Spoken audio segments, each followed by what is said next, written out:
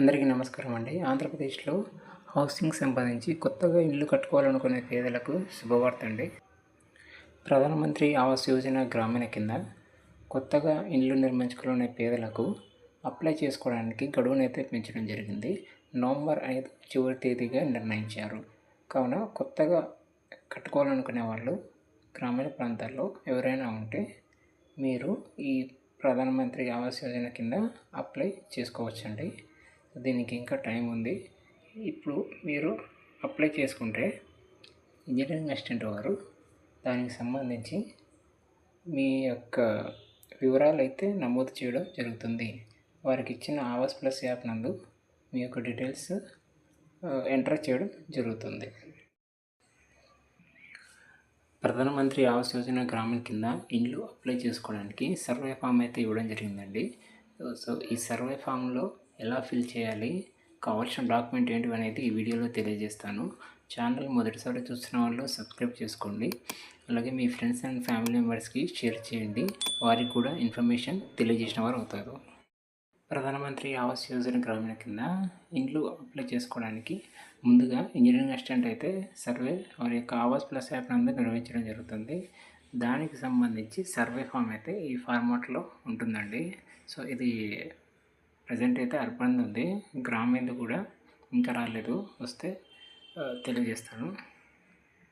So engineering assistant వారు ఈ విధంగా సర్వే అయితే నిర్వహించడం జరుగుతుంది. అంటే ఇక్కడ లబ్ధిదారు యొక్క అవసరమైన సమాచారం అని మెన్షన్ చేయవలసి ఉంటుంది. అంటే కుటుంబ అధిపతి పేరు, వారి యొక్క ఆధారు, పాన్ కార్డు, వారి యొక్క డేట్ ఆఫ్ బర్త్, వాళ్ళ యొక్క తల్లిదండ్రుల యొక్క పేరు, ప్రస్తుతం వారు ఉపాధి స్థితి, అంటే వాళ్ళు స్వయం ఉపాధి ఉన్నారా, వేతన జీవుల, సాధారణ వేతనమా వంటి డీటెయిల్స్ ఎంటర్ చేయవలసి ఉంటుంది.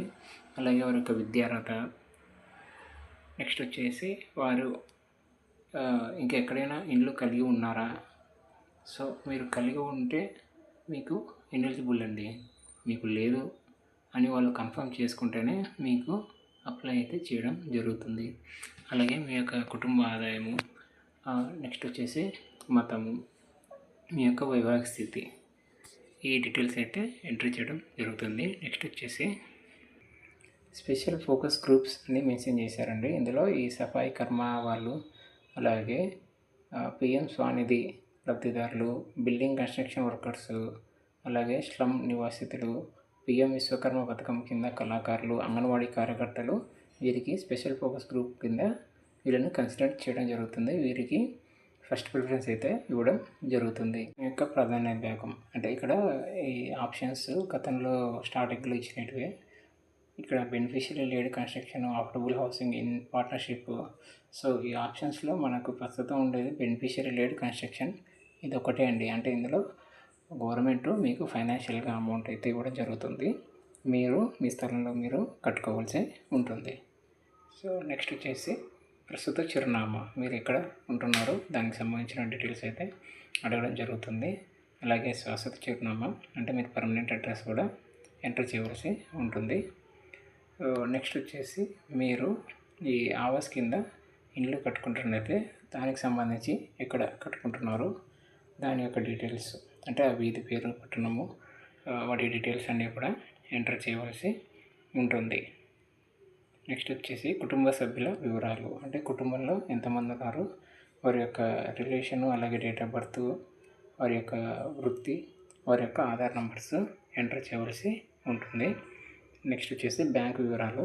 సో ఇక్కడ లబ్ధిదారులు ఎవరైతే అప్లై చేస్తున్నారో, అంటే మ్యాక్సిమం మహిళల పేరు మీదే ఉంటుంది కాబట్టి వారి యొక్క బ్యాంక్ ఖాతా నంబరు, బ్రాంచ్ పేరు, అలాగే బ్యాంక్ యొక్క ఐఎఫ్సి కోడ్ ఎంటర్ చేయవలసి ఉంటుంది. సో ఇవన్నీ ఎంటర్ చేసిన తర్వాత చివరిలో అభ్యర్థి సంతకము, అలాగే సచివాలయం సిబ్బంది అంటే ఇంజనీరింగ్ అసిస్టెంట్ గారి ఇదంతా వెరిఫై చేసి సర్వే చేసినట్టు వారు సంతకం చేయడం జరుగుతుంది. సో దీనికి సంబంధించి జతపరిచిన వివరములు అంటే అటాచ్డ్ డాక్యుమెంట్స్ ఏవేవి ఇవ్వాలి అంటే ఆధార్ కార్డు, అంటే దాని మీద సంతకం చేసి ఇవ్వాలి జిరాక్స్ కాపీతో. అలాగే భార్యాభర్త సంతకము, రేషన్ కార్డు కొత్తది పాతది ఇవ్వాల్సి ఉంటుంది. అలాగే బ్యాంక్ ఖాతా వివరములు, నెక్స్ట్ వచ్చేసి ముఖ్యమైనది స్థలం రిజిస్టర్డ్ డాక్యుమెంటు ఈసీతో పాటు ఇవ్వవలసి ఉంటుంది. ఇక్కడ మీరు ఓన్ సైట్లో కట్టుకుంటున్నారు కాబట్టి దానికి సంబంధించి డాక్యుమెంట్ అయితే ఇవ్వాల్సి ఉంటుంది. అలాగే అది లేకపోతే పంట పోషణ సర్టిఫికేట్ కానీ, లేదంటే టైటిల్ డీడ్ డాక్యుమెంట్ కానీ ఇవ్వవలసి ఉంటుంది. నెక్స్ట్ వచ్చేసి ఇన్కమ్ సర్టిఫికేటు, పాన్ కార్డు, ప్రస్తుత ఇంటి స్థలం యొక్క ఫోటో, అలాగే జాబ్ కార్డ్ కూడా ఇవ్వవలసి ఉంటుందండి. సో ఈ విధంగా ఈ సర్వే అయితే వారు నిర్వహించడం జరుగుతుంది. ఈ అటాచ్డ్ డాక్యుమెంట్స్ కూడా కంపల్సరీ వాళ్ళకి ఇవ్వవలసి ఉంటుంది. సో ఇవన్నీ వాళ్ళు సర్వే చేసుకున్న తర్వాత మీ యొక్క ఆధార్ డేటా అయితే వాళ్ళ యొక్క సైట్ నందు ఎంటర్ చేస్తే గతంలో ఏదైనా మీరు ఇండ్లు శాంక్షన్ అయింటే వారికి రాదండి. సో వారికి ఎటువంటి ఇండ్లు శాంక్షన్ కాకపోతేనే వాళ్ళు నెక్స్ట్ అయితే ఆన్లైన్లో అప్లోడ్ చేయడం జరుగుతుంది.